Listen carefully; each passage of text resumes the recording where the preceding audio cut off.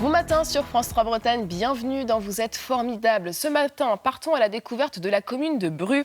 18 905 habitants, c'est la plus grande commune après Rennes dans la métropole rennaise. 4 invités vont nous raconter ce territoire à travers leur regard. Nous évoquerons d'abord un lieu très prisé par les habitants de la commune, le Moulin du Bouel, un patrimoine que l'on peut admirer grâce à la ténacité de bénévoles qui, depuis les années 60, ont participé à restaurer ce patrimoine fluvial. Vous nous en parlerez. Luc Pierrard, bonjour. Bonjour. Vous êtes le président de l'association des Amis du Bouel. Bru, c'est aussi un vivier d'initiatives solidaires. Coup de projecteur sur 3 associations ce matin. Daniel Simon, bonjour. Bonjour. Vous nous raconterez le pouvoir des petits cadeaux bonheur pour apporter du réconfort aux personnes atteintes d'un cancer. Nous aurons aussi du plaisir dans l'assiette et en partage avec la petite cantine, un projet que vous portez, Anne-Sophie Tempéro, bonjour. Bonjour. Où, dans ce projet, la participation est le maître mot. Et enfin, Jérôme Omri, bonjour. Bonjour. Vous nous ferez découvrir les rendez-vous de la gratuité qui permettent de développer l'implication citoyenne à tous les niveaux. Bienvenue à tous les 4. Alors, c'est votre commune qui vous réunit ce matin, Bru. C'est à 10 km à vol d'oiseau de Rennes. Est-ce que Bru reste quand même bien identifié malgré la métropole, Jérôme Omri ? Je pense que c'est une ville qui, effectivement, prend de l'importance, a pris de l'importance au fil des années, s'est transformée. Mais je crois qu'aujourd'hui, si je me replonge il y a 25 ans, j'avais tendance à dire, quand je partais en vacances, ou alors j'habite au sud de Rennes. Ouais. Aujourd'hui, je trouve que c'est plus facile de dire j'habite à Bru, au sud de Rennes, et Bru parle. C'est vrai que ça a beaucoup changé, j'imagine, ces 10 dernières années. La population, elle augmente. Dans une ville comme Bru, est-ce que c'est quelque chose qu'on ressent par vague ou pas ? Luc Pierrard. Oui, moi je suis arrivé en 1977, donc il y a 45 ans, il y avait 7000 habitants à peu près. Ça ressemblait à quoi le Bru des années 70 ? Ça ressemblait à plutôt à un gros bourg. Hein, ouais. Et ça s'est transformé en ville, maintenant c'est très clair. Ouais. Et vous voyez ça d'un œil particulier ? Moi j'apprécie, c'est vrai qu'il y a beaucoup de gens qui se plaignent parce qu'ils disent, vous voyez, c'est plus notre Bru d'avant, mais bon, il faut aussi accueillir la population, puis il y a une vie qui est assez intéressante, on peut tout y faire. Dans cette, et justement, on l'évoquait au téléphone quand je vous ai appelé pour préparer cette émission, il y a un grand écart ou pas entre le Bru des années 2000 et le Bru des années 2020 ? Oui, ce que je vous disais, de par sinon mon travail, je travaille dans un point accueil-emploi, et j'ai vu la population se modifier au fil des années, avec beaucoup plus de diversité. Moi, je prends ça comme une richesse pour la ville. Ouais. Mais c'est vrai que du coup, comme disait Luc Pierrard, certaines personnes peuvent dire oui, mais c'est plus comme avant. C'est plus comme avant, c'est autrement. Mais il y a plein de choses intéressantes à vivre. On a envie aussi que vous nous racontiez ce qui fait le charme peut-être de cette commune. Qu'est-ce que vous appréciez au quotidien, Daniel Simon ? Qu'est-ce que j'apprécie au quotidien ? Un petit peu tout. L'accueil des Brusois. On est très bien accueillis dans Bru. C'est une petite ville, mais une petite ville dynamique. Ouais. Et Anne-Sophie Tempéro, il y a des rues emblématiques, des coins où tout le monde se retrouve, où on se croise souvent.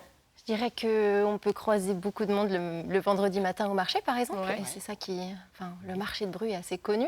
Sinon, il y a des lieux où on peut rencontrer pas mal de gens, mais il y a différents quartiers, chacun a sa propre vitalité, j'ai l'impression. Alors, quand on évoque Bru, ce qui revient systématiquement, c'est le campus de Kerlan, ainsi que le CELAR, devenu depuis la DGA, c'est la Direction Générale des Armées. J'imagine que vous êtes nombreux à vous demander ce qui s'y passe derrière ces locaux. Eh bien, à l'occasion de ces 20 ans, en 1988, une équipe de France 3 a pu s'y rendre. On regarde cette archive. Le CELAR est un établissement dépendant de la Délégation Générale pour l'Armement. Il a pour mission d'effectuer des essais en électronique et informatique, des évaluations de comportement des matériels en ambiance de guerre et des expertises. L'établissement, implanté en 68 sur la commune de Bru, à 14 km de Rennes, emploie 780 personnes. Une centaine seulement sont des militaires, mais tous concourent à l'efficacité de nos moyens de défense. Et en 20 ans, dans ce domaine, l'évolution a été très rapide. Le CELAR a suivi l'évolution de l'électronique. Elle est en quelque sorte passée du niveau des composants, du niveau des matériels, au niveau des systèmes qui intègrent maintenant l'ensemble des moyens électroniques, des moyens de détection, des moyens de transmission de l'information, des moyens d'exploitation de l'information et également des moyens d'action. Il est quasiment impossible de tester les systèmes dans des conditions d'utilisation réelles. Le CELAR utilise donc, entre autres moyens d'étude, des simulateurs conçus par ses ingénieurs. Simulateurs de combat aérien permettant de mettre au point tactiques et systèmes d'armes, simulateurs d'hélicoptères utilisant l'image synthétique asservie au champ visuel du pilote, et simulateurs d'études de tourelles pour le char Leclerc qui sortira en 90. Autre moyen mis en œuvre, les bancs d'essai comme celui-ci baptisé Bédira. Il occupe un énorme bâtiment construit pour lui seul, mais top secret, nous n'en voyons que les plans et la maquette. Il sert à mesurer la capacité d'un radar à détecter les différentes cibles qui apparaissent dans son champ en ambiance de guerre électronique. Le matériel en essai est situé à l'extrémité d'une immense chambre sourde. Face à lui se situe un panneau tapissé d'antennes qui simule en temps réel l'environnement opérationnel, c'est-à-dire les échos de cible et les signaux de brouillage. Et puis voici Solange, ça veut dire système orientable lourd pour aéronefs et gros engins. Il sert à étudier les matériaux et les formes pour les rendre aussi peu détectables que possible au radar. Tous les états-majors, ingénieurs, concepteurs, industriels utilisent les compétences du CELAR. Un espace où le réel rejoint la fiction pour préparer notre défense au futur.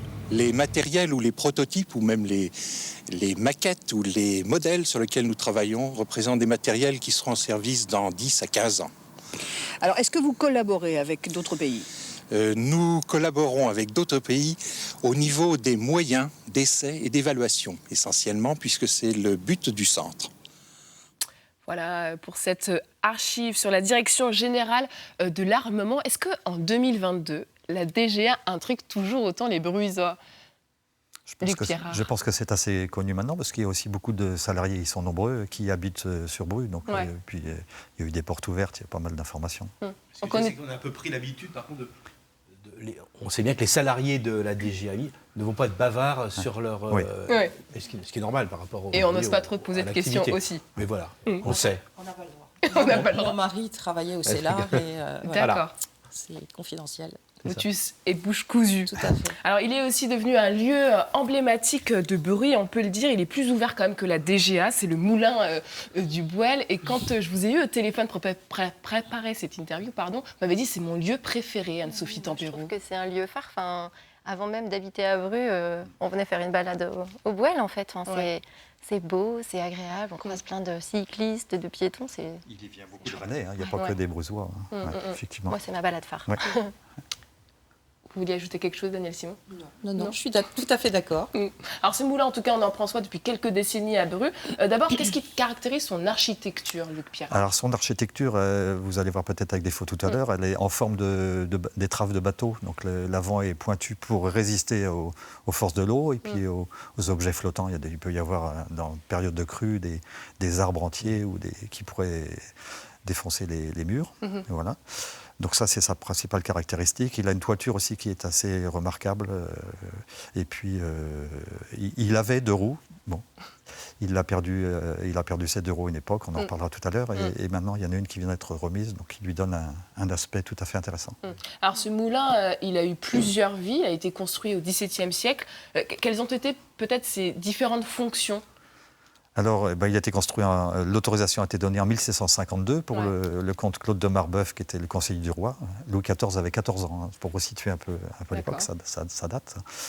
Et donc, la fonction, c'était de moudre le blé. Donc, il y avait 2 roues, donc ça permettait de moudre du froment d'un côté et du seigle de l'autre. Et tous les fermiers avaient obligation de venir moudre là, jusqu'à Crevin. Donc, ça fait quand même un espace conséquent. Il avait assuré ses arrières financiers. Et justement, si ce moulin il a été installé à Bru, ce n'est pas par hasard. Il y avait aussi une position stratégique. Position stratégique, oui, par rapport à l'agriculture et puis aussi par rapport à la présence de la Vilaine. Ce qui est assez rare, enfin il y en avait plusieurs sur la Vilaine, des moulins, mais habituellement ils sont sur des biefs ou sur des petits ruisseaux. Là, ils sont directement sur la rivière, ce qui n'est pas sans risque et sans conséquence. Alors, la Seconde Guerre mondiale et une tempête en 1962 vont mettre à mal ce patrimoine fluvial. Comment, dès les années 60, il y a eu toute une dynamique à Bru autour de ce moulin ? Alors, peut-être juste redire quand même qu'il a fonctionné pendant 250 ans, hein, c'est énorme. Et donc, il s'est arrêté à partir de 1914 jusqu'en 1944, ça a été quand même un peu difficile. Et puis, donc, il a été abandonné en 1936. Les roues ont été enlevées, il a été fermé, et donc laissé à l'abandon. Et effectivement, en 1962, une tempête qui a arraché tout ce qui restait de charpente et de toiture, et une partie des murs. Voilà. Et c'est un jeune brusois, Jean-Yves Connin, qui a réussi à persuader le maire de racheter la ruine et lui s'engageait à rénover le moulin. Et justement, il a fait appel à des jeunes. Dans le cadre d'un chantier international pour commencer à restaurer le moulin. C'est tout à fait exceptionnel. Ce sont des jeunes de 15-18 ans qui ont rénové ce moulin. Et tout ce qui a été refait en maçonnerie et qui vient d'être contrôlé avant le dernier remaniement là, a permis de vérifier que c'était en excellent état. Donc ils ont fait un travail assez exceptionnel en assez peu de temps, hein, parce qu'il y a eu trois étés, enfin il y a eu des petites vacances scolaires. Quelques mois finalement. Quelques mois, oui. Est-ce que vous connaissiez cette histoire aussi précisément, Anne-Sophie Tempero? Non, moi je ne connaissais pas aussi précisément, et c'est vrai que c'est toujours intéressant de savoir un peu l'histoire des lieux comme ça, emblématiques. Et comment vous avez rejoint l'aventure, Luc Pierrat? Alors moi, le moulin, je le connais depuis que je suis gamin en tant que rennais. Je vous dis, c'était la sortie, hein, le dimanche, on allait voir le moulin. Voilà. Et puis après, il a été ouvert, après sa restauration, parce que quand je l'ai vu gamin, il était fermé. Et puis, il a été rouvert en 70 jusqu'en 1990, pendant 20 ans. Donc j'ai eu l'occasion d'y aller, comme beaucoup de gens. Voilà. Il y avait un peu d'animation à l'intérieur du moulin. Et puis il a été fermé dans les années 90 et on l'a vu se dégrader. Et il y a 3-4 ans, j'ai commencé à regarder qu'il manquait des ardoises. Je me suis dit, ça va recommencer, il va à nouveau. Donc je me suis rapproché de Jean-Yves Connin, qui était celui qui était à l'initiative de cette première reconstruction. Voilà. Et puis j'ai relancé l'association en juin 2021. Voilà, on était quelques-uns, et maintenant une cinquantaine.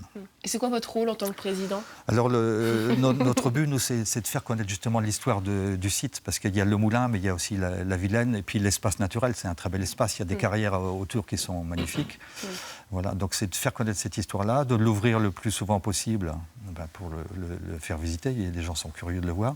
Et puis aussi de développer de la culture, parce qu'il y a un très bel espace où les jeunes étaient logés dans le bas des carrières, là, juste à côté du moulin, qui est un théâtre de verdure magnifique dans lequel on espère pouvoir faire des animations musicales ou autres, voilà, pour faire un peu d'animation sur le lieu.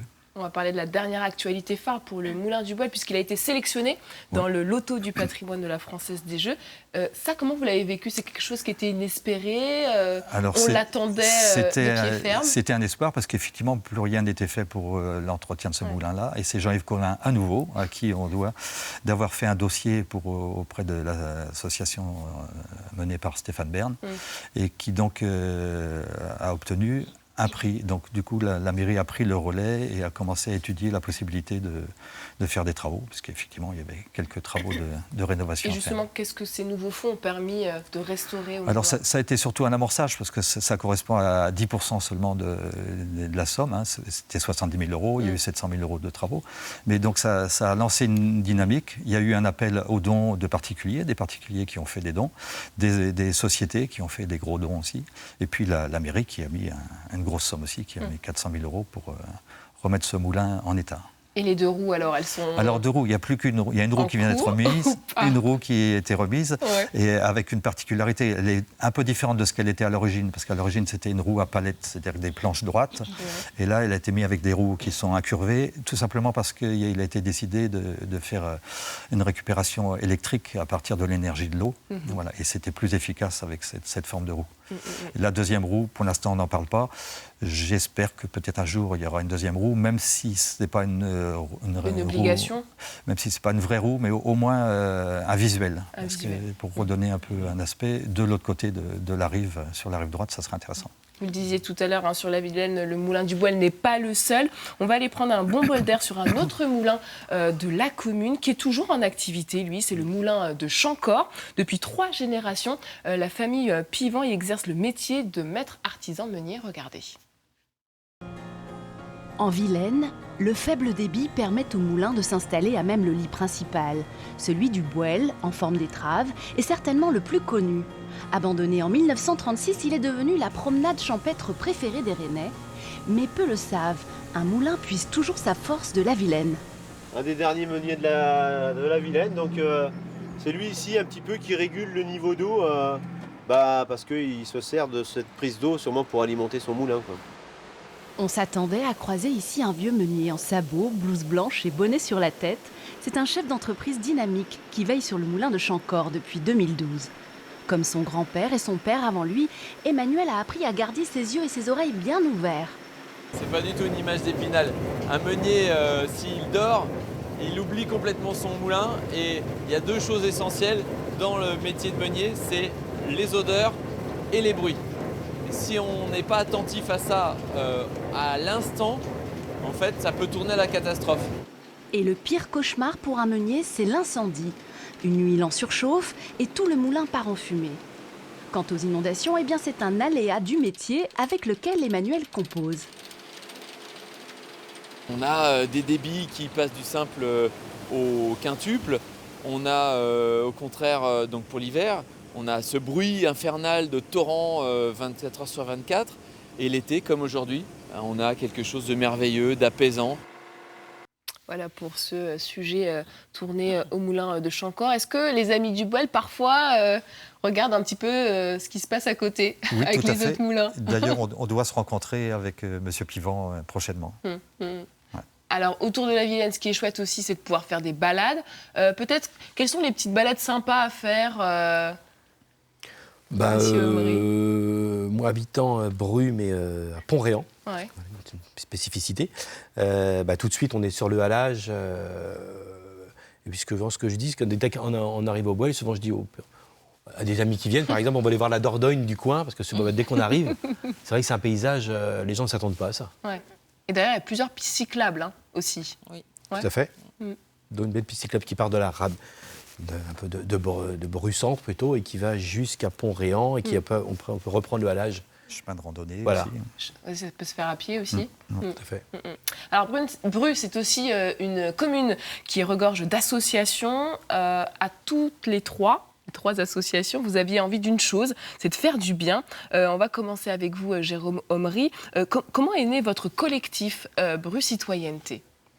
C'était il y a 8 ans, on s'est retrouvé à quelques habitants avec l'idée de dire il manque peut-être l'occasion, un cadre pour organiser des actions simples qui coûtent pas cher, voire rien, qui soient basées sur l'échange de connaissances, de biens, de services. Et donc chacun a commencé à donner ses idées et différentes actions sont nées à ce moment-là et perdurent. Je peux vous en donner quelques-unes. Par exemple, on a commencé par Circule Livre. Donc l'idée, aujourd'hui, c'est vrai qu'il y a des boîtes à livres dans toutes les villes. Là, c'était un peu les prémices, il y a 8 ans. Donc, on récupère des livres qu'on trie, qu'on étiquette, et on alimente ainsi des boîtes à livres et 2 frigolivres. D'accord, 2 frigolivres. Qui marche très fort, qui est dans une galerie marchande. Et puis, on anime, et une fois par mois, on est sur l'espace public également pour échanger avec les personnes, avec toujours souvent l'interrogation, mais c'est gratuit. C'est gratuit. Ouais. Mais combien je vous dois? C'est gratuit. Ça, donc, dans toutes nos actions, il y a un peu ça. Et aujourd'hui, ça bouscule les gens quand vous amenez la gratuité? Ah oui, toujours. Sans échange, en fait. Oui, il y a toujours une interrogation. Dans le même sens, il y a l'espace de gratuité, pareil, qui est un espace qu'on ouvre une fois par mois, où des personnes amènent des vêtements, des objets de déco, et où des personnes viennent simplement prendre ce dont elles ont besoin, mais on veut toujours insister sur le fait que c'est vraiment ouvert à tous. C'est faire rentrer la gratuité aussi dans l'idée de l'échange. Voilà. Et puis leur Hyper Café, qui est un moment phare, nous aussi, tous les mois, où des gens peuvent venir, je disais ça à Daniel tout à l'heure, faire par exemple, réparer, je me rappelle une dame qui est venue avec le transistor que son père avait dans son établi, qu'elle avait retrouvé. Et quand nos bénévoles ont réussi à remettre en route ces transistors, c'est beaucoup plus que ça, quoi. Et ce qui marche aussi dans votre collectif Bru Citoyenneté, c'est cette idée qu'on vient dans l'association et chacun peut faire ce qui lui plaît et accompagner une action qui lui parle. Oui, tout à fait. Et puis les personnes qui peuvent en profiter peuvent venir simplement une fois, 2 fois, 3 fois, sans formalité. C'est un peu ça qu'on cherchait aussi. On a organisé à un moment donné, alors avec le Covid, ça s'est un petit peu ralenti, des ciné-débats. On a réussi à faire venir des intervenants qui ne demandaient pas mieux que de venir présenter leur film, et puis d'échanger avec la salle. Les gens viennent gratuitement. Enfin, voilà, c'est créer vraiment de l'émulation simplement, quoi. Et combien de personnes sont venues au dernier rendez-vous de la gratuité à Bru? On devait être à près de 200. D'accord. Oui. Et ces objets, vous les récupérez un peu partout dans la ville? Est-ce que vous avez des besoins particuliers en général? Non, c'est les particuliers qui viennent spontanément et ça auto-alimente. Et est-ce que vous diriez aujourd'hui que ce sont des espaces d'autant plus précieux par les temps qui courent, avec l'inflation Oui, on a bien vu lors du dernier rendez-vous là, en octobre que on sentait bien qu'il y avait des personnes qui venaient aussi parce que les fins de mois sont compliquées. Si on peut trouver un peu de layette, quelque chose, on n'a pas à débourser, forcément c'est un plus. Et les gens qui viennent, comment ils ont reçu ce projet? Je pense que les gens commencent maintenant un petit peu à avoir l'habitude. C'est vrai que les premières années, ça intriguait, la gratuité intrigue. Et puis, je crois que ça commence à rentrer. Mais c'est bien, ça permet vraiment d'échanger avec. Puis beaucoup de personnes se félicitent en général de. Non, c'est vrai, c'est bien, oui. Puis ça permet de continuer à donner vie à des. Complètement. À des objets, à des livres, plutôt que de les mettre à la déchetterie aussi. C'était aussi un objectif. Vous, Daniel Simon, vous avez voulu faire du bien aux personnes atteintes d'un cancer. D'abord, quelle est l'histoire derrière votre association d'abord? Eh bien, tout d'abord, j'ai créé cette association-là après être moi-même passée par la maladie, puisque en 2008, on m'a diagnostiqué de cancer du sein.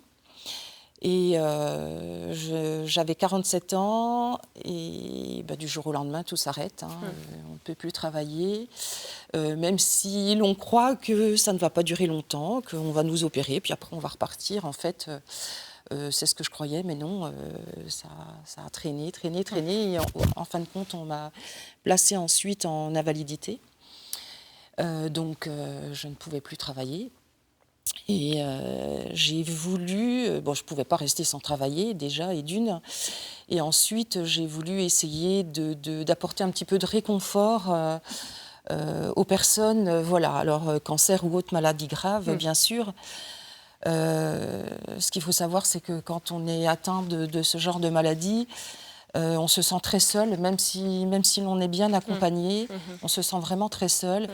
Et on se rattache à toutes les petites choses qui peuvent nous apporter un petit peu de bonheur ou de réconfort, nous permettent d'avancer. C'est ce qui nous aide à avancer. Et donc j'ai 2 amis qui ont bien voulu démarrer l'aventure avec moi, je vais dire. Et on s'est mis, alors au départ, à tricoter. Oui. On tricotait des bonnets. C'est ça. Qu'on allait après offrir dans les hôpitaux. On a commencé avec le centre Jeanne Marquis.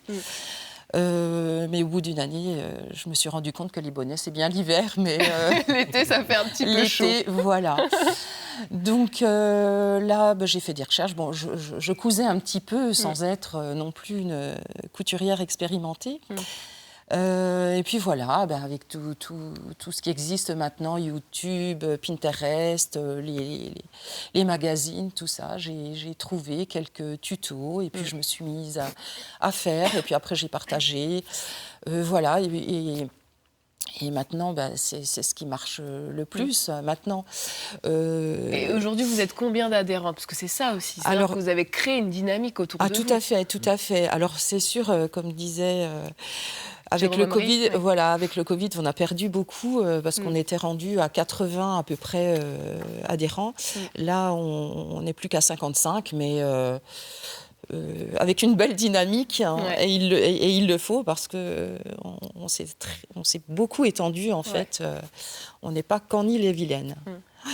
Et justement, qu'est-ce qu'on coud, qu'est-ce qu'on tricote? Alors, c'est essentiellement tout ce qui est couvre-chef, donc des turbans, des chapeaux, des casquettes, voilà.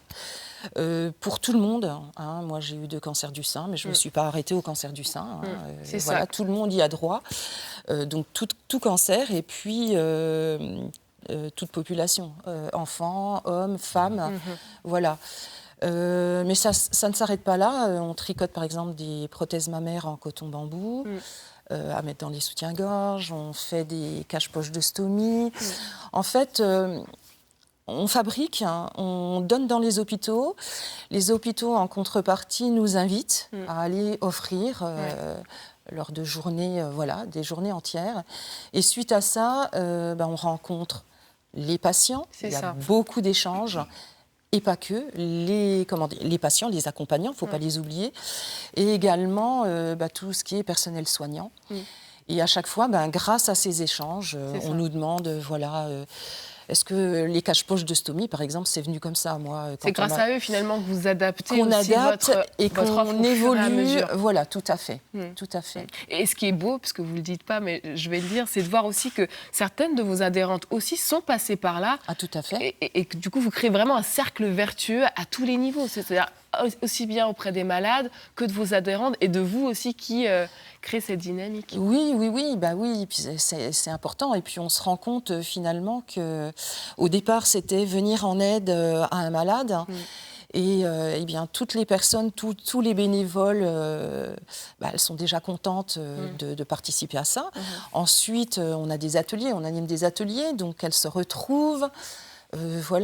Si on part côté hospitalier, donc les personnels soignants à qui on donne nos petits cadeaux, et ce sont eux qui offrent durant toute l'année, sont super contents aussi parce que c'est eux, ils sont vraiment face aux malades et c'est eux qui récoltent les sourires, c'est super. Et vous faites tellement de bien aujourd'hui qu'on vous sollicite en dehors de nos frontières bretonnes. C'est quand même dingue ça, racontez-nous. Non, en fait, je me suis mise sur les réseaux sociaux, puisque j'y connaissais rien au début, mais à force, donc avec la page Facebook, avec Instagram, et si vous voulez, on n'est pas fermé, il suffit de nous demander. Ce dont on a envie par rapport à ce que l'on fabrique aussi, parce qu'on ne peut pas non plus s'éparpiller. On fait déjà beaucoup de choses. Et il suffit de nous demander et on peut envoyer des colis, alors à travers toute la France. Mais parfois à l'étranger aussi. Parfois à l'étranger, tout à fait. Madagascar, Algérie, vous me disiez. Algérie, Belgique, Angleterre. Voilà. Et j'imagine avec toutes ces années, il y a forcément des belles histoires, on tisse des liens assez forts. Ah oui, tout à fait. Vous nous avez apporté une photo d'une petite rose que l'on va voir à l'image. Racontez-nous cette histoire. Eh bien, c'est le premier enfant que l'on a aidé. En fait, elle avait 2 ans et demi quand les parents sont venus auprès de nous pour nous demander, parce que pour les enfants, c'est pareil. Alors, c'est la même chose, hein. C'est essentiellement des coiffes, mais on fait des doudous, enfin, tout ça. Et c'est vrai que pour les enfants, les parents sont un peu dépourvus parce que tout ce qui est perruque, tout ça, c'est pas vraiment adapté. Et puis, il n'y a pas grand-chose, en fait. Donc, ça a commencé avec la petite Rose, qui malheureusement a rechuté l'année dernière.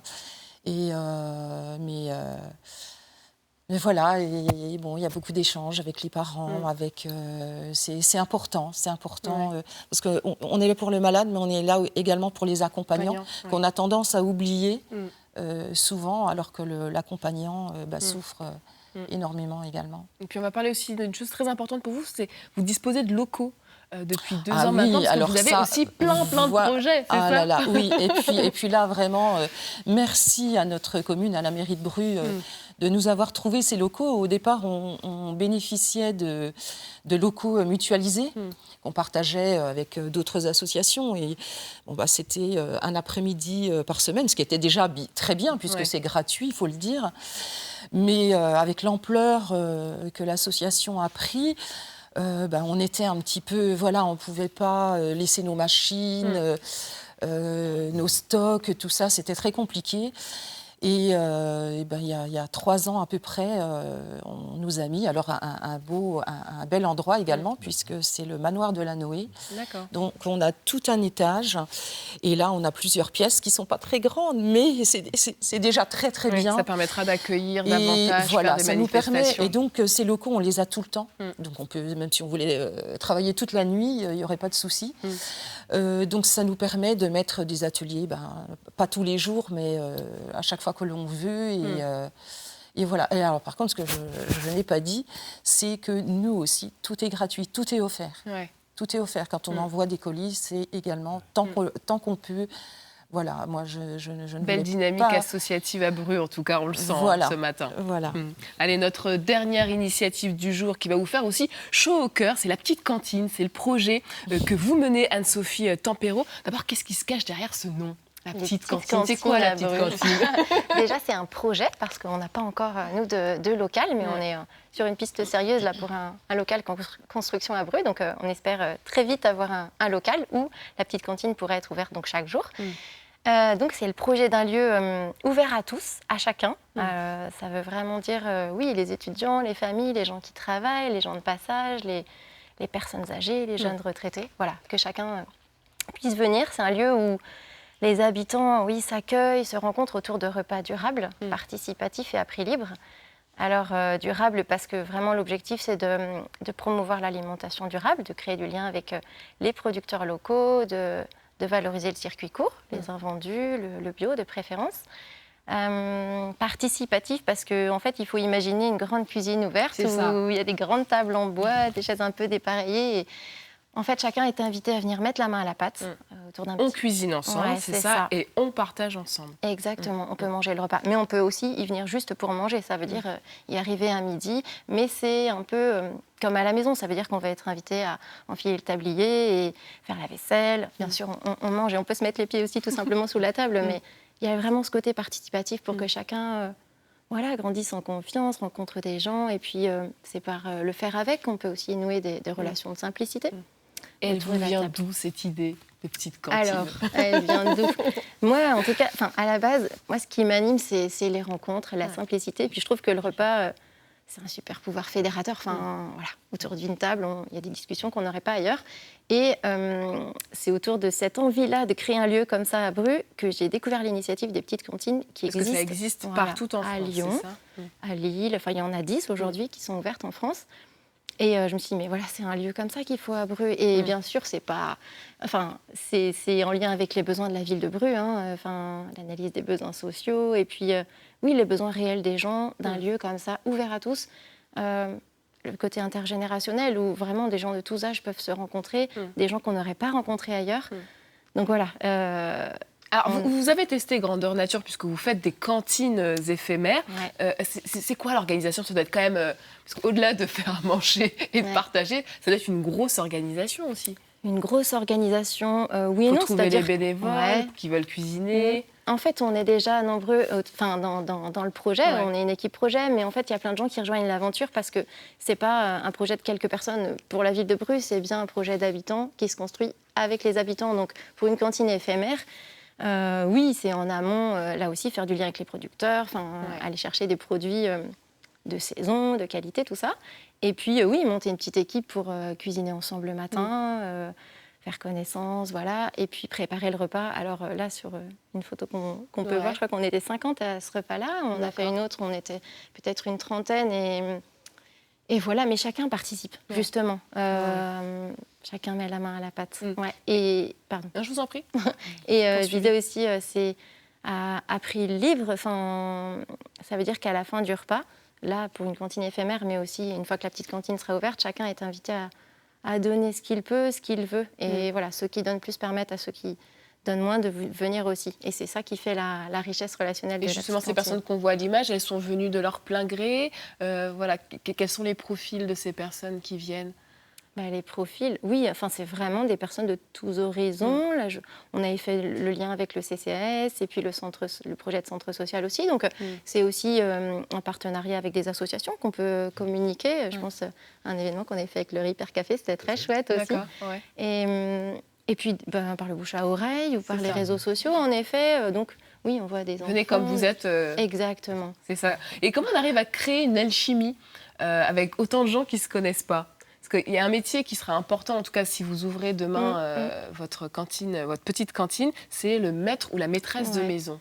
En fait, c'est quoi son rôle ? Le maître de maison, il sera là pour accueillir, pour coordonner, pour faire que chacun se sente bien. C'est un peu comme un chef d'orchestre, mais qui va faire que chacun met la main à la pâte, parce qu'il n'y a pas besoin d'être expert. Il suffit d'avoir envie d'être ensemble. Et puis, c'est pas non plus quelqu'un qui est expert en restauration, c'est plutôt quelqu'un qui va faire que, oui, on va se sentir bien, qui va dire, bah tiens, du coup, peut-être, qui va répartir les tâches, qui va veiller aussi à l'hygiène, la sécurité, évidemment, parce qu'on est dans une cantine, enfin, un lieu qui peut accueillir 20 convives et qui est ouvert à tous le midi, donc il y a quand même des règles à respecter, mais qui va surtout être là pour que ça prenne, quoi, qu'on se sente bien, qu'on se sente accueilli, si justement le but est de renouer avec une confiance et de rencontrer des gens, voilà, qui va faire que ça soit un moment de qualité.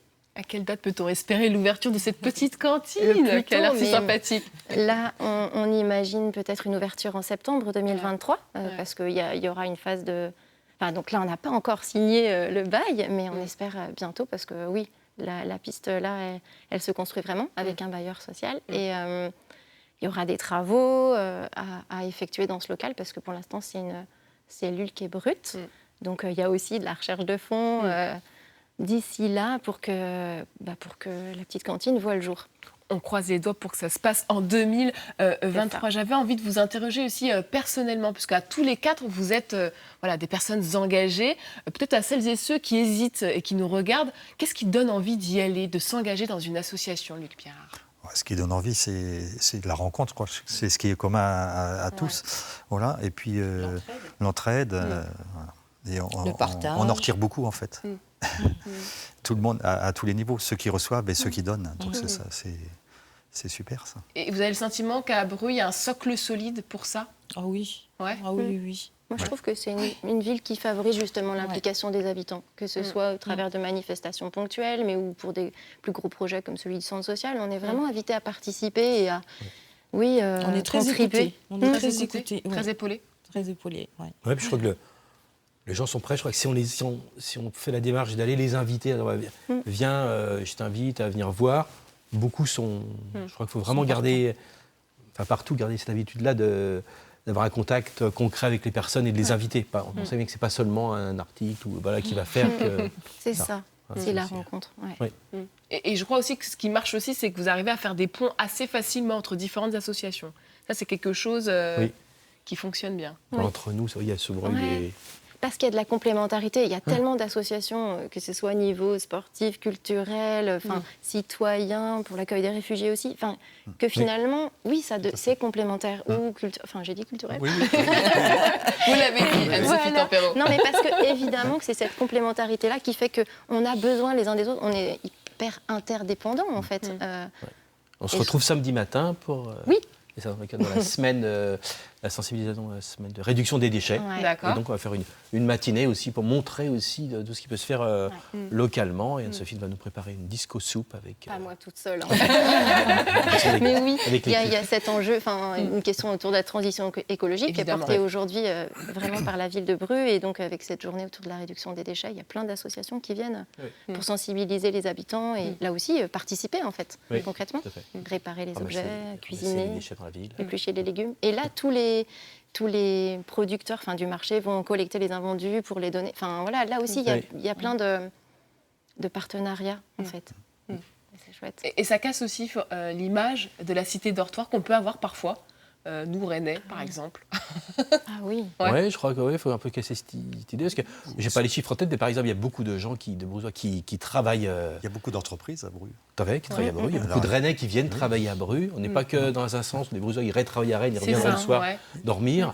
Il suffit de voir, on est venu en train ce matin, le monde dans les deux sens. On a du mal à rentrer dans le train. Dans les deux sens. Et il y a de la vie en journée, c'est pas que le soir. Donc il y a une identité propre à Bru. Qui se construit au fur et à mesure. Il y a beaucoup de commerçants, il y a des lieux qui sont hyper vivants, la médiathèque, le Grand Logis. Non, moi je dirais...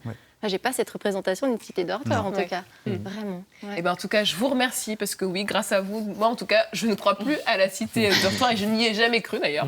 Merci à tous les quatre d'avoir été avec nous. Merci pour vos témoignages si inspirants. Engagez-vous. J'espère qu'ils vous auront donné envie de vous engager. Merci à vous de nous avoir suivis. À suivre à midi votre journal régional. Je vous souhaite une très très belle journée et à demain. Merci.